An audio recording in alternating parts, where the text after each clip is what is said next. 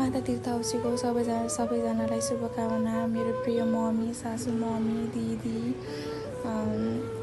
सानी मम्मी, आन्टीहरूलाई धेरै धेरै सम्झना र मेरो मामलाको मलेजु अनि अझैहरूलाई पनि धेरै धेरै मिठो सम्झना। आजको दिन चाहिँ मेरो घरबाट स्टार्ट भयो। म चाहिँ घर गएँ। आज माइत गइसकेपछि हाम्रो लुसीहरू थियो, मम्मी पनि हुनुहुन्थ्यो।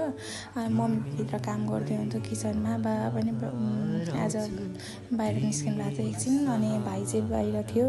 अनि त्यसपछि हामीसँग लुसीसँग भेट गऱ्यौँ। त्यसपछि मैले त्यो चाहिँ क्लिप खिच्न पाइनँ। त्यसपछि मम्मीलाई नि रेडी भइसकेपछि आउनु एउटा भिडियो बनाउँछु भनेर चाहिँ एउटा भिडियो मात्र बनाउनु पाएँ। फोटोहरू पनि राम्रोसँग खिच्न पाएन। त्यही पुजेको बेलामा चाहिँ फोटो खिच्न पाएँ, अलिअलि राम्रो पनि खिच्न पाएन। कस्तो क्या हतारले गर्दा क्या काममा जानु पनि थियो, त्यही भएर हतार भयो एकछिनको लागि। अनि गयौँ। अनि भाइले पनि म पनि भिडियो बनाउँछु मम्मीसँगको लागि एउटा भनेर कसरी के गर्नु भनेर भन्दै हुन्थ्यो। म त्यसरी भनेर चाहिँ गरेर हेर कति खुसी भएको।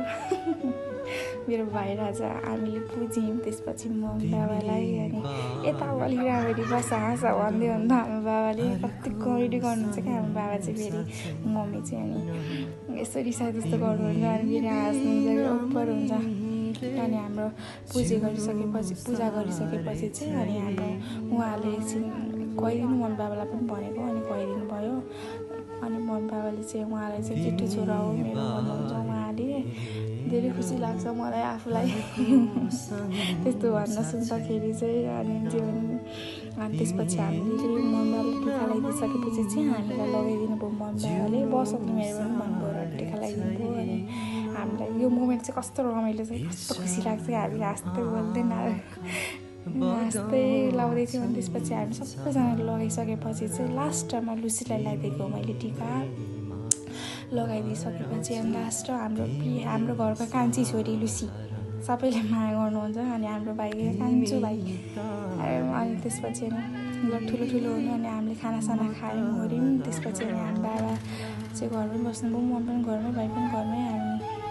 हामी निस्क्यौँ।